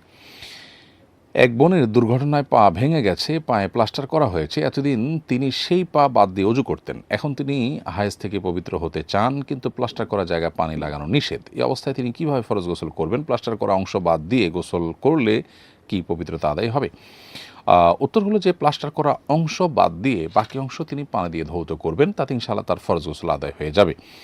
আর প্লাস্টার করা অংশের উপর দিয়ে তিনি ভিজা হাত একটু বুলিয়ে নেবেন, মাসাহ করে নেবেন, সেটাতে ইনশাআল্লাহ তার ফরজ গোসল আদায় হবে এবং একই প্রক্রিয়াতে তার উজু করতে হবে। এরপরে প্রশ্ন হলো, মালয়েশিয়া একটা জব করি আমি, সেখানে নোংরা পরিবেশে মেয়েদের কারণে আমার আমল ধরে রাখা কঠিন হচ্ছে, ব্যভিচারে লিপ্ত হয়ে যাওয়ার আশঙ্কা জোরালো, তাই দেশে চলে আসতে চাচ্ছি। অপরদিকে মা বাবা বারণ করছেন, আমি চলে এলে কি পিতামাতার অবাধ্যতার গুনাহ হবে? প্রিয় দর্শক, যেহেতু একদিকে আপনার হারাম থেকে বাঁচার সংগ্রাম, অপরদিকে আপনার মা বাবার অসম্মতি, আপনাকে দেখতে হবে যে মা বাবার এই অসম্মতিটা এটা যদি আমলে নেন তাহলে আপনি গুনাহে লিপ্ত হয়ে যাওয়ার আশঙ্কা জোরালো কিনা। যদি জোরালো হয় তাহলে মা বাবার এই অসম্মতিকে আপনি বিনয়ের সাথে ডিনাই করবেন, তাদের সাথে কোনো বেয়াদবি করবেন না, তবে আপনার অপারগতার কথা জানাবেন। সরাসরি যদি সেটি বলতে না পারেন তাহলে অন্য কোনোভাবে আপনি তাদেরকে বোঝানোর চেষ্টা করবেন আপনার অপারগতার কথা, কিন্তু বাবা মার সাথে বেয়াদবি করতে যাবেন না। কারণ লা তাআতা লি মাখলুকিন ফি মাসিয়াতিল খালিক, আল্লাহ রাব্বুল আলামিনের অবাধ্যতা লিপ্ত হয়ে, কোনো গুনাহে লিপ্ত হয়ে আমরা পৃথিবীতে কাউকে খুশি করতে পারি না বা কারোর কথা মানতে পারি না। মা বাবার কথা আমরা মানতে বাধ্য, কিন্তু ততক্ষণ যতক্ষণ তারা আল্লাহর কোনো বিধানের বিরুদ্ধে আমাদেরকে না বলেন। যদি তাদের কোনো কথা মানতে গিয়ে আল্লাহর বিধান লঙ্ঘন হয় তাহলে সেই কথা কিন্তু মানা যাবে না। একই কথা সবার জন্য প্রযোজ্য। একজন নারী তিনি তার স্বামীর আদেশ নিষেধগুলো মেনে চলবেন, কিন্তু স্বামীর আদেশ নিষেধ মানতে গেলে যদি আল্লাহর অবাধ্য হতে হয় তাহলে সেই জায়গায় স্বামীর আদেশ নিষেধ মান্য করা যাবে না। এরপরে প্রশ্ন করেছেন খোরশেদ আলম জুয়েল, আপনি লিখেছেন, আমি এক আত্মীয়ের জানাজায় গিয়েছিলাম, মাঠে ভিড় বেশি হওয়ায় জায়গা কম ছিল। ইমাম সাহেব বললেন জানাজার নামাজের সিজদার জায়গা রাখা জরুরি নয়, তখন আমরা খুব কাছাকাছি দাঁড়িয়ে নামাজ পড়ি। প্রশ্ন হলো, ইমাম সাহেব কি সঠিক বলেছেন? ভাই খোরশেদ আলম জুয়েল, আপনার প্রশ্ন উত্তর হলো আপনার ইমাম সাহেব সঠিক বলেছেন। জানাজা নামাজের কাতার সাধারণ নামাজের কাতারের মতো এরকম গ্যাপ রাখা এটা আবশ্যক নয়, কারণ জানাজা নামাজের রুকু সিজদা নেই। যেহেতু রুকু সিজদা নেই, অতএব যদি এখানে গ্যাপ কম রাখা হয় তাতে কোনো অসুবিধা হবে না। এরপরে প্রশ্ন হলো, ফিদিয়া সম্পর্কে জানতে চাই, নামাজ পড়তে না পারলে এর ফিদিয়া আদায় করে দিলে কি নামাজ না পড়ার গুনাহ মওকুফ হয়ে যাবে? উত্তর হলো যে ফিদিয়া মূলত প্রযোজ্য হয় সিয়ামের ক্ষেত্রে। আল্লাহ রাব্বুল আলামিন কোরআনে কারিমে বলেছেন, ওয়ালাল্লাযীনা ইউতিকুনাহু ফিদিয়াতুন তা'আমু মিসকিন, যারা সিয়াম পালন করতে, রমজানের সিয়াম পালন করতে যারা অপারগ শারীরিকভাবে এবং তাদের সুস্থ হওয়ার আপাত দৃষ্টিতে কোনো সম্ভাবনা নেই, বার্ধক্যজনিত অসুস্থতা বা এরকম কোনো অসুবিধা যেটা স্থায়ী, সেক্ষেত্রে সেই ব্যক্তিদের জন্য আল্লাহ রাব্বুল আলামিন বলেছেন যে মিসকিনদেরকে একদিনের খাবার দেওয়ার জন্য, ফিদিয়া দেওয়ার জন্য। সো আমরা যে ফিতরা দিয়ে থাকি রমাদানে, সেই ফিতরা পরিমাণ খাবার যখন একজন মিসকিনকে দিয়ে দিব, এরকম অপারগ মানুষের তরফ থেকে একটি রোজার জন্য যথেষ্ট হবে, 30টি রোজার জন্য 30 জন মিসকিনের খাবার বা ফিদিয়া আদায় করে দিতে হবে। এটা হলো মৌলিক বিধান এবং কোরআনে প্রণীত বিধান। নামাজের ব্যাপারে মূলত কোনো ফিদিয়া দেওয়ার কথা কোরআন বা হাদিসে সরাসরি বর্ণিত হয়নি বা প্রমাণিত হয়নি। এই জন্য ইমাম আবু হানিফা রাহিমাহুল্লাহ এবং আবু ইউসুফ রাহিমাহুল্লাহ সহ হানাফি মাযহাবের অন্যান্য উলামাদের মতে নামাজের কোনো ফিদিয়া নেই বা নামাজের কোনো ফিদিয়ার থাকার কথা তারা বলেন না। ইমাম মুহাম্মদ রাহিমাহুল্লাহ হানাফি মাযহাবের মধ্যে তিনি মনে করেন বা তার ইজতিহাদ হলো, যেহেতু নামাজটা রোজার চাইতেও গুরুত্বপূর্ণ। অতএব কেউ যদি রোজা না রাখতে পারার কারণে ফিদিয়া দিতে হয়, তাহলে নামাজ না পড়তে পারার কারণে তার তো ফিদিয়া দিতে হবে। অতএব কেউ যদি অসুস্থজনিত কারণে আইসিইউতে আছেন বা কোনো কারণে নামাজ পড়তে পারছেন না, পড়ার মধ্যে কোনো পরিস্থিতি আর নাই, সেক্ষেত্রে এই ব্যক্তির তরফ থেকে ফিদিয়া আদায় করার কথা ইমাম মোহাম্মদ রহমতুল্লাহ বলেন এবং হানাফি মাযহাবের উলামা ইকরাম বলেন অনেকেই। কিন্তু মূলত ফিদিয়াটা প্রযোজ্য হয় হলো সিয়ামের ক্ষেত্রে, নামাজের ক্ষেত্রে নয়। নামাজের ক্ষেত্রে হওয়ার কথা যে সমস্ত উলামা ইকরাম বলে থাকেন, তাদের বক্তব্য হলো যদি এটা ফিদিয়া হিসাবে কাউন্ট নাও হয় তাহলে সাধারণ সাদাকা হয়ে যাবে। সেই দৃষ্টিকোণ থেকে আমাদের প্রিয়জনদের যারা মারা যাবেন তারা যদি কেউ কোনো নামাজ রেখে যান তাহলে সেই হিসাব করে আমরা দান করে দিতে পারি, যে নফল দান হিসেবে আল্লাহ তাআলার কাছে হয়তো গ্রহণযোগ্য হবে। কিন্তু ফিদিয়া বেসিক্যালি শরিয়াতে সিয়ামের জন্য প্রযোজ্য। এরপর প্রশ্ন হলো, আমি খুঁজে কোনো ভালো মহিলা ডেন্টিস্ট পাইনি। একজন পেয়েছিলাম, কিন্তু আমার দাঁতের ক্যাপ লাগানোর পর উল্টো সে দাঁতের অবস্থা আরও খারাপ হয়ে গেছে। এখন আমি কি পুরুষ ডেন্টিস্টের শরণাপন্ন হতে পারবো? প্রিয় বোন, আপনার প্রশ্ন উত্তর হলো যে যদি কোনো নারী ডাক্তার আপনি সেরকম না পান, অভিজ্ঞ যেমনটি আপনি বলেছেন, সত্যি আপনি যদি খোঁজার মতো খুঁজে থাকেন এবং খুব ভালো করে চেষ্টা করে থাকেন, তাহলে সেক্ষেত্রে না পাইলে বিকল্প হিসাবে আপনি পুরুষ ডাক্তারের শরণাপন্ন হতে পারবেন। কিন্তু আপনার খোঁজাটা যথাযথ হয়েছে কিনা সেটি আপনার দেখা দরকার। আপনার জন্য অনেক দূরে গিয়ে ট্রিটমেন্ট করা কষ্টসাধ্য, সেটা সম্ভব নয়। তো সেরকম কিছু শরীয়ত আপনার উপরে চাপিয়ে দেয় না, কারণ আপনার সাধ্যের বাইরে কোনো কিছু আপনাকে চাপাবে না। কিন্তু আজকাল পৃথিবীর বিভিন্ন জায়গাতে আলহামদুলিল্লাহ মহিলা ডেন্টিস্ট কিন্তু পাওয়া যায়। আমাদের বাংলাদেশের বাস্তবতায়ও আমরা ঢাকা, চিটাগাং সব বড় বড় শহরগুলোতে খুঁজলেই কিন্তু ডানে বামে বা এক শহরের মাথা থেকে মাথা আমরা যদি খোঁজ নেই, তাহলে সেক্ষেত্রে অনেক ভালো মহিলা ডেন্টিস্ট কিন্তু আছেন। অতএব তাদের মাধ্যমে ট্রিটমেন্ট করাতে হবে একজন নারীকে। তার ব্যক্তিত্ব, তার প্রাইভেসি ইসলামের কাছে অনেক গুরুত্বপূর্ণ, তার সম্মান মর্যাদা অনেক মূল্যবান ইসলামের কাছে। এই জন্য ইসলাম চায় যে একজন পুরুষের হাতে তিনি আসলে নিজের দাঁতের ট্রিটমেন্টটা করাবেন না যদি তার বিকল্প পথ থাকে। যেহেতু আপনি যেটা বলেছেন যে আপনি কোথাও এমন কোনো জায়গায় আছেন হয়তো আপনি কোথাও পাননি, তো সেক্ষেত্রে আপনি তো নিরুপায়, অবশ্যই আপনি পুরুষ ডাক্তার কাছে যেতে পারবেন। আনাড়ি মহিলা ডাক্তার কাছে গিয়ে আপনি কষ্ট করার অথবা আপনার ট্রিটমেন্ট যথাযথ না হওয়ার এই বিষয়টিকে শরীয়ত আপনার জন্য বাধ্য করে না। এরপর প্রশ্ন হলো, আমি 15 দিনের জন্য ঢাকা থেকে কক্সবাজার ও তার আশপাশে আনন্দ ভ্রমণে এসেছি, জরুরি কোনো কাজের জন্য আসেনি, আমি কি কসর পড়বো নাকি পূর্ণ নামাজ পড়বো? আপনি 15 দিন বা তার চাইতে বেশি থাকার নিয়ত করলে পরিপূর্ণ নামাজ পড়বেন। কক্সবাজার যে আপনি 15 দিন থাকবেন, এটা যদি আপনি ফিক্স করে থাকেন তাহলে সেখানে পুরো নামাজ আপনার জন্য প্রযোজ্য হবে। উদ্দেশ্য আপনার ঘোরাফেরা হোক অথবা সিরিয়াস কোনো কাজ হোক, তাতে আপনার বিধানে কোনো প্রকার পার্থক্য তৈরি হবে না। আর যদি 15 দিনের কম থাকা হয় তাহলে সেক্ষেত্রে আপনার কসরের নামাজ আপনার জন্য প্রযোজ্য হবে। আর যদি এমন হয় যে কক্সবাজারে পুরোপুরি 15 দিন থাকবেন না, আপনি এখানে কিছুদিন থাকবেন, কিছুদিন হয়তো এই শহর থেকে বাইরে অন্য জায়গাও গিয়ে থাকবেন কিছুদিন, তাহলে সেক্ষেত্রে আপনি এই 2 জায়গায় 2 সময় থাকার কারণে আপনার মুসাফির হিসাবে গণ্য হবেন। আপনি সেক্ষেত্রে আপনি 15 দিন বা 15 দিন বেশি থাকলেও, যেহেতু কয়েক জায়গায় আপনি থাকছেন, ধরা যাক 5 দিন আপনি চিটাগাং থাকছেন, 10 দিন আপনি কক্সবাজার থাকছেন, তাহলে 2 জায়গায় মিলে যেহেতু থাকছেন, অতএব আপনি কসর সেই হিসাবে পড়বেন। তাহলে আপনি কোন উদ্দেশ্যে গিয়েছেন, বেড়াতে গিয়েছেন না সিরিয়াস কোনো কাজে গিয়েছেন, এটার কারণে কসরের বিধানে কোনো পার্থক্য পড়বে না। জীবনে যখনই কোনো গুরুত্বপূর্ণ কাজ করার ইচ্ছা করেছি আর কাজের আগে সেটা বন্ধুবান্ধবদের সঙ্গে শেয়ার করেছি, সেই কাজ আর আমি সময় মতো করতে পারিনি, এমনটা কি বদনজর বা কারো নজরের প্রভাবে হয়ে থাকে? এটি হতে পারে, আবার এটি আপনার নিছক ওয়াসওয়াসাও হতে পারে, আপনার মনের যে খুঁতখুঁতে ভাব সেটার কারণে হতে পারে। হয়তো অনেক কাজ আপনি মানুষের সঙ্গে শেয়ার করেছেন এবং সেটি আপনার জীবনে হয়েছে, আপনি খেয়াল করেননি, হয়তো আপনার মাথায় সেটি নেই, তো এটিও হতে পারে। আবার এটাও ঠিক যে অনেক গুরুত্বপূর্ণ কাজ, লোভনীয় কাজ বা খুব আকর্ষণীয় কোনো অ্যাচিভমেন্ট যখন থাকে, সেটা যখন মানুষের সঙ্গে খুব বেশি শেয়ার করা হয় বদনজর লাগার একটা আশঙ্কা থাকে। এই জন্য এ ধরনের কাজ মানুষের সাথে খুব বেশি আগে ভাগে শেয়ার না করা উচিত। যে পর্যায়ে গিয়ে শেয়ার করলে আর অসুবিধা নেই, সেই পর্যায়ে শেয়ার করা যেতে পারে। এরপরে প্রশ্ন হলো, নতুন ঘর উদ্বোধনের বিশেষ কোনো আমল আছে কিনা? উত্তর হলো, আমরা যখন নতুন কোনো ঘরে উঠব, নতুন কোনো দোকান বা নতুন কোনো অফিসে উঠব, সেক্ষেত্রে সহিহ মুসলিমে খাওয়ালা বিনতে হাকিম রাদিয়াল্লাহু তাআলা আনহা বর্ণিত একটি হাদিস থেকে একটি আমলের কথা আমরা জানি। সেটি হলো নবী সাল্লাল্লাহু আলাইহি ওয়াসাল্লাম বলেছেন, তোমাদের কেউ যদি কোনো নতুন জায়গায় উঠে, তাহলে কোনো নতুন জায়গায় গিয়ে উঠলে সে যেন পড়ে আউযু বিকালিমাতিল্লাহি তাম্মাতি মিন শাররি মা খালাক, আউযু বিকালিমাতিল্লাহি তাম্মাতি মিন শাররি মা খালাক। যার অর্থ হলো, আল্লাহ রাব্বুল আলামিন যত ক্ষতিকর বস্তু সৃষ্টি করেছেন সেগুলোর ক্ষতি থেকে আল্লাহর কাছে আমি আশ্রয় চাই। তো এরকম তো পড়ে যদি কেউ কোনো জায়গায় গিয়ে উঠে, সেটা অবশ্য নতুন হওয়া কোনো জরুরি না। আপনি একটা বাসায় উঠলেন, সে বাসাটা পুরনো বাসা, কিন্তু আপনি গিয়ে উঠলেন আপনি একটা জায়গায় গেলেন, কোনো জায়গায় গিয়ে যখন কেউ উঠে তখন সে এই দোয়া পাঠ করলে তার মাধ্যমে আল্লাহ রাব্বুল আলামিন তাকে যাবতীয় ক্ষয়ক্ষতি থেকে হেফাজতে রাখেন।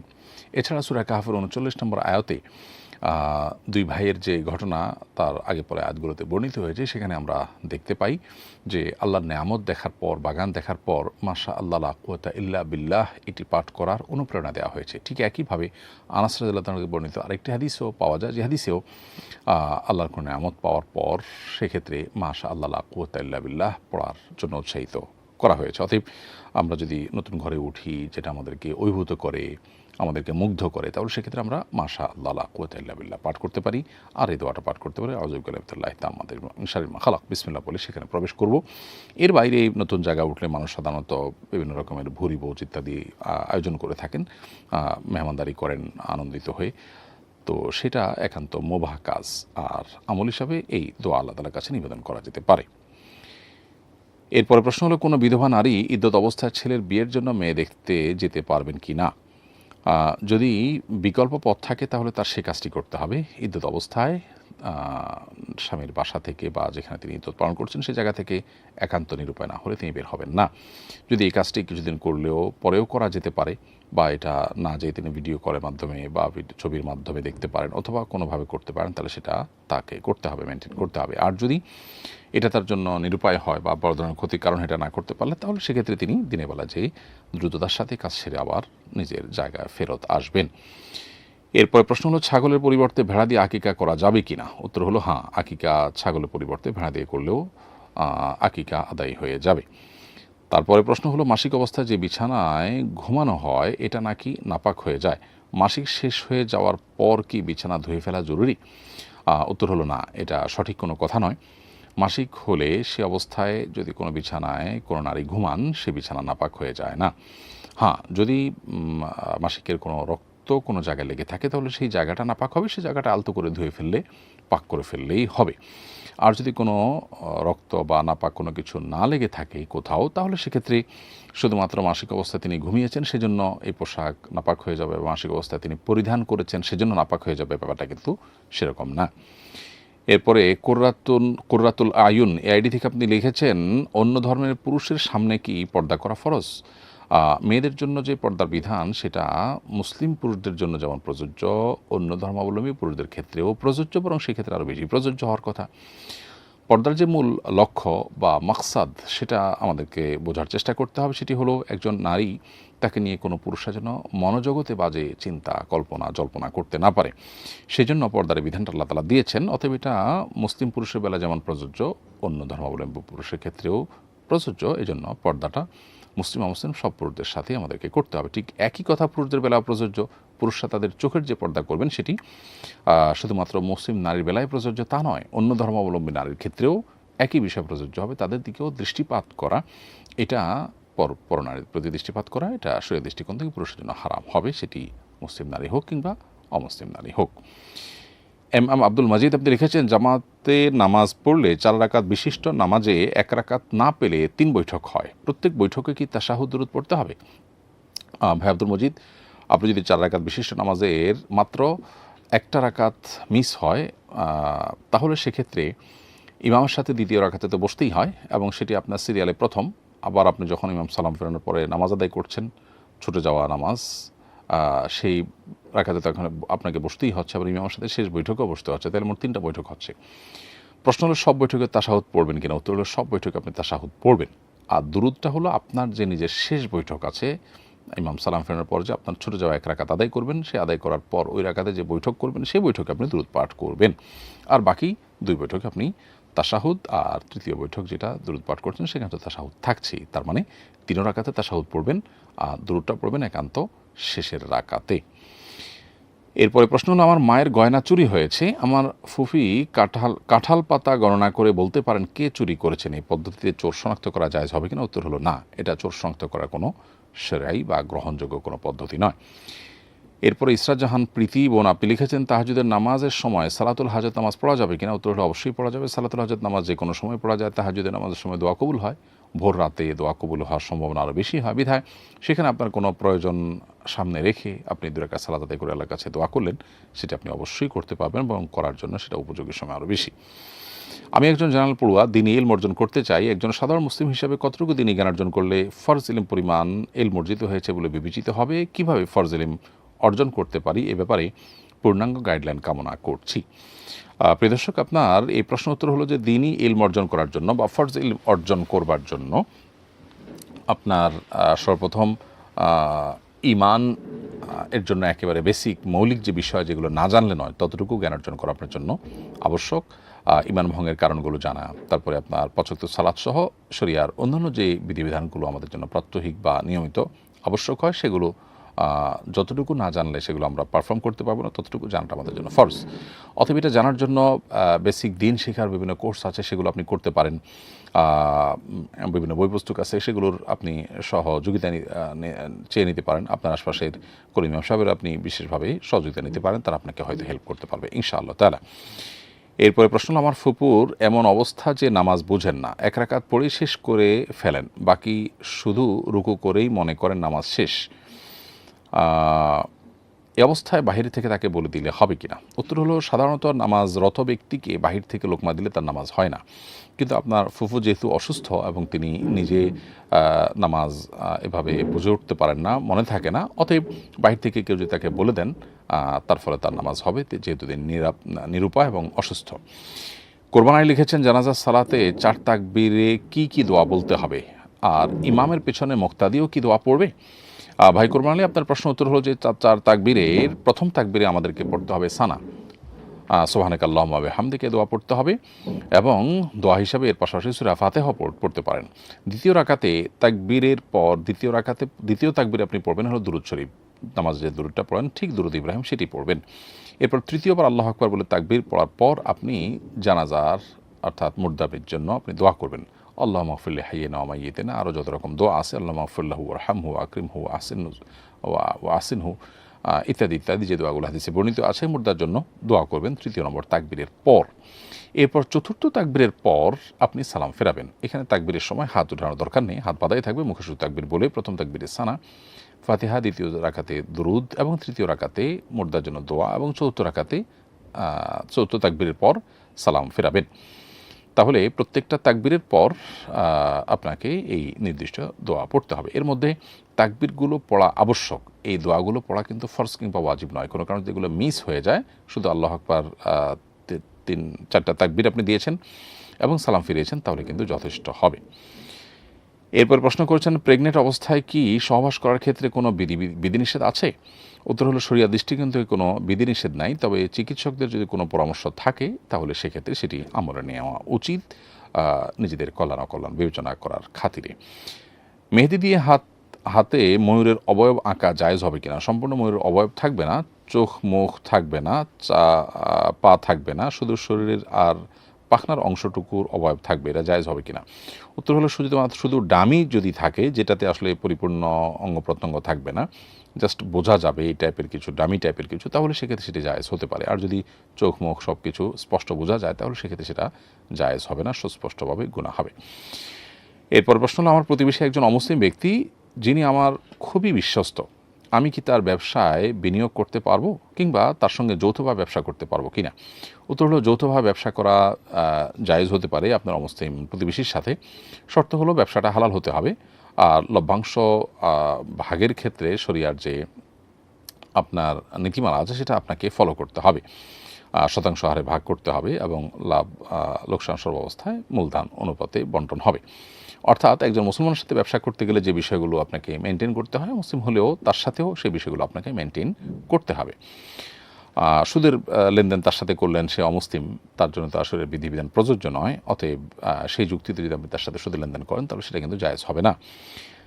এরপর বিয়ে, সন্তান জন্ম, অন্যান্য সময় হিজড়া সম্প্রদায়ের টাকা দিতে প্রেশার দেওয়া হয়, না দিলে অকল্যাণের ভয় দেখায়, টাকা না দিলে কি আসলে কোনো ক্ষতি হবে? না, এরকম কোনো কথা নেই, বরং এটা এক প্রকারের জুলম। প্রকৃত অর্থে কারা হিজড়া আর কারা সমকামী বা ট্রান্সজেন্ডার সেটা নিরূপণ করবার জন্য সরকারি মেডিকেল টেস্ট করা প্রয়োজন। মেডিকেল টেস্টের মাধ্যমে যারা প্রমাণিত হবে যে হ্যাঁ আসলে লিঙ্গ প্রতিবন্ধী, তাহলে সেক্ষেত্রে তাদের জন্য সরকারি উদ্যোগে বিভিন্নভাবে তাদের স্বাবলম্বী করার ব্যবস্থা থাকা উচিত। সেটি না থাকার ফলে দেখা যায় যে এটা অনেকটা ভিক্ষাবৃত্তি বা চাঁদাবাজির মতো একটা পেশায় পরিণত হয়েছে এবং মানুষকে উপদ্রব করে তারা। অতএব তাদেরকে টাকা না দিলে কোনো ক্ষতি হবে এটি মনে করাটা বরং একটি ভুল হবে। বিধায় এরকম কোনো বিশ্বাস আমাদের পোষণ করা উচিত নয়। এরপরে প্রশ্ন হলো, স্বামীর মোবাইল চেক করা অনধিকার চর্চা হিসেবে বিবেচিত হবে কিনা? বিনা অনুমতিতে স্বামী স্ত্রী পরস্পরের মোবাইল চেক করলে গুনাহ হবে কিনা?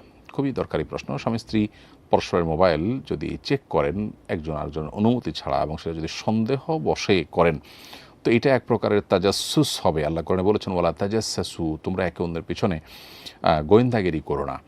তো এই যে গোয়েন্দাগিরি করা বা পেছনে ছিদ্র অন্বেষণ করার জন্য চেষ্টা করা, এটা দোষণীয়। শয়তান অনেক সময় আমাদেরকে এই জাতীয় ইস্যুগুলো আমাদের মনের মধ্যে তৈরি করে এবং এর ফলশ্রুতিতে দেখা যায় যে আমরা একে অন্যের প্রতি কুধারণা করি। তো এই জন্য ইমানদার কখনও কুধারণা করবে না, ইমানদার সবসময় সুধারণা করবে এবং নিজেকে নিয়ন্ত্রণ করবার চেষ্টা করবে। হ্যাঁ, কারোর বিপথে চলে যাওয়ার সুস্পষ্ট কোনো প্রমাণ আছে, সেই জায়গা থেকে যদি চেক করার প্রয়োজন হয় এবং সেটার মধ্যে যদি কল্যাণ থাকে তাহলে সেক্ষেত্রে করা যেতে পারে। বরং এটা চেক করার ফলে যদি কল্যাণের চাইতে অকল্যাণ আর বেশি হয় তাহলে সেক্ষেত্রে সেটা করার কোনো যৌক্তিকতা বা কারণ থাকতে পারে না। কিন্তু মৌলিকভাবে কোনো নির্দিষ্ট প্রমাণ ছাড়া জাস্ট সন্দেহের বশে বা অহেতুকই একজন আরেকজন মোবাইল চেক করা এবং পরস্পরকে সন্দেহ করা, এটা দূষণীয়। এরপর প্রশ্ন হলো, আমি কবুতর পালন করি, প্রায় আমার কবুতরের সঙ্গে বাইরের কবুতর চলে আসে, আমি জানি না এই কবুতরের প্রকৃত মালিক কে। এক্ষেত্রে আমার কবুতরের সঙ্গে চলে আসা কবুতরের ডিম দিলে এবং বাচ্চা ফুটালের মালিকানা কার হবে? উত্তর হলো, কবুতরের মালিক যদি চলে আসে পরবর্তী, তাহলে বাচ্চা এবং ডিম মালিকের হবে। আর আপনি যে তাকে মানে খাইয়েছেন, লালন পালন করেছেন, এর জন্য আপনার যা খরচ সেটা আপনি তার কাছ থেকে তিনি যদি সম্মত হন আদায় করতে পারেন। আর কবুতরের ডিম বা বাচ্চা এগুলোর দাবি আপনি করতে পারেন না। আমার ছেলে এক মহিলার দুধ পান করেছে, এখন আমার অন্য ছেলেরাও কি তার মেয়েদের জন্য মাহরাম হবে? উত্তর হলো না। যে দুধ পান করে শুধু তার সঙ্গে দুধের সম্পর্ক তৈরি হয়, অর্থাৎ একজন ছেলে কোনো মহিলার দুধ পান করেছে, এই ছেলের অন্য ভাই বা বোন যারা সে মহিলার দুধ পান করেনি তারা কিন্তু মহিলার সন্তান বা দুধ সন্তান হিসাবে বিবেচিত হবে না এবং ওই মহিলার সন্তানদের সাথে যারা ওই মহিলার দুধ পান করেছেন তাদের সাথে এই দুধ পানকারী যে বাচ্চা তার বাকি ভাই বোন যারা দুধ পান করেন নাই তাদের মধ্যে কোনো প্রকার সম্পর্ক তৈরি হবে না। মারিয়াম খানম আশা, আপনি আমাদের ইউটিউব চ্যানেলে লিখেছেন, মেয়েদের চোখে সুরমা দেয়া কি সুন্নাত? নবী করিম সাল্লাল্লাহু আলাইহি ওয়াসাল্লাম সুরমা ব্যবহার করেছেন, সেই জায়গা থেকে সুরমা ব্যবহার করাটা সুন্নাতে আদা বা অভ্যাসগত সুন্নাহ, এটা সুনানুল হুদা বা আপনার আমলগত ইবাদতগত সুন্নাত নয়। ইবাদতগত সুন্নাত যেহেতু না, অতএব কেউ যদি এটা দিতে পারেন এবং নবী সাল্লাল্লাহু আলাইহি ওয়াসাল্লাম দিয়েছেন সে মহব্বতে দিয়ে থাকলে আল্লাহর কাছে সওয়াব আশা করতে পারেন। এবং এক্ষেত্রে নারী পুরুষ সবাই সমান, তবে কোনো নারী এটি দিয়ে পরপুরুষকে আকৃষ্ট করা বা বেপর্দার সাথে বাহিরে যাওয়া সেটা তার জন্য পৃথক নাজায়েজের বিষয় হবে, গুনাহের বিষয় হবে। এরপরে প্রশ্ন হলো, আমি একজন অমুসলিম থাকা অবস্থায় আমার দ্বারায় অন্যের হক নষ্ট হয়ে থাকলে কি ইসলাম গ্রহণের কারণে মাফ হয়ে যাবে?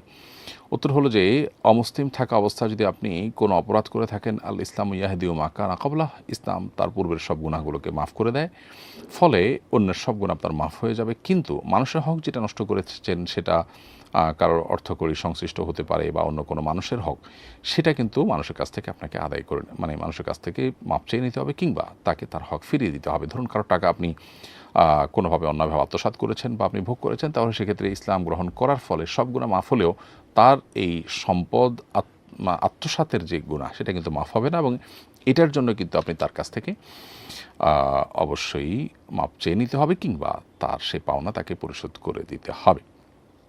এরপর প্রশ্ন হলো, আমার চোখের কাছে একটি আঁচিল আছে যার কারণে স্বামী অপছন্দ করেন, এটা কি রিমুভ করতে পারবো?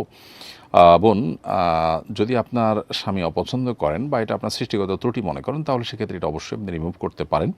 এমনকি স্বামী অপছন্দ না করলেও এটা যদি আপনার শরীরের মধ্যে একটা ত্রুটি হিসাবে বিবেচিত হয় তাহলে সেক্ষেত্রে পার্ট অফ ট্রিটমেন্ট বা এটা চিকিৎসার অংশ হিসাবে দূর করতে পারবেন। সেটার জন্য আপনি যদি কোনো উদ্যোগ নেন, কোনো ট্রিটমেন্ট গ্রহণ করেন, অপারেশন করেন, তাহলে সেক্ষেত্রে সেটা নাজায়েজ হবে না। আল্লাহর সৃষ্টিতে পরিবর্তন নিষিদ্ধ। লা তাগয়ির আলি খালকিল্লাহ, লা তাবদিল আলি খালকিল্লাহ, আল্লাহর সৃষ্টিতে কোনো পরিবর্তন চলবে না। আল্লাহর এই নির্দেশনা এটার আওতায় এটা পড়বে না, কারণ আল্লাহর সাধারণ সৃষ্টি, যেটা স্বাভাবিক সৃষ্টি, একজনের চেহারা আল্লাহ একরকম দিয়েছেন, তিনি প্লাস্টিক সার্জারি করে চেহারার অবয়ব চেঞ্জ করে ফেলেছেন, এটি আল্লাহর সৃষ্টিতে পরিবর্তন করে, এটি নাজায়েজ। কিন্তু আচিল আছে সেটি দূর করলেন, এটা তো এক প্রকার ত্রুটি মুক্ত করলেন, বিধায় এটি আল্লাহর সৃষ্টির পরিবর্তনের আওতায় পড়বে না। এরপরে প্রশ্ন হলো, ইনজেকশনের মাধ্যমে গরু প্রজননের কাজ করি, ইনকাম হালাল হবে কিনা? উত্তর হলো, ইনজেকশনের মাধ্যমে গরু প্রজননের কাজ যদি করেন, এখানে যদি কোনো বড় ধরনের শরিয়া বিরোধী কিছু না থাকে, এমন কিছু না থাকে যেটা আসলে হারাম হবে, তাহলে সেক্ষেত্রে মৌলিকভাবে এই কাজ কোনো হারাম কাজ নয়। এর বিনিময়ে আপনি পারিশ্রমিকও গ্রহণ করতে পারবেন। অতএব এটাকে আপনি পেশা হিসাবে নিতে পারেন, বা আপনার পার্ট অফ বিজনেস আপনি এটাকে করতে পারেন। প্রিয় দর্শক, দেখতে দেখতে আমরা অনুষ্ঠানের একেবারে শেষ প্রান্তে চলে এসেছি। সময় হয়েছে বিদায় নেওয়ার। আজকে পর্যন্ত। ইনশাআল্লাহ আল্লাহ তাআলা যদি আমাদেরকে ভালো রাখেন, নিরাপদে রাখেন, সুস্থ রাখেন, ইনশাআল্লাহ পরবর্তী সপ্তাহে আপনাদের সঙ্গে আবারও দেখা হবে একই অনুষ্ঠানে। সে পর্যন্ত আল্লাহ আমাদের সবাইকে নেক আমলের সাথে রাখুন, ঈমানের সাথে রাখুন, এবং আমাদের সবাইকে সুস্থ রাখুন, নিরাপদে রাখুন। জাযাকুমুল্লাহ খাইর। আসসালামু আলাইকুম ওয়া রাহমাতুল্লাহি ওয়া বারাকাতুহু। আস-সুন্নাহ ফাউন্ডেশন, উম্মার স্বার্থে সুন্নাহ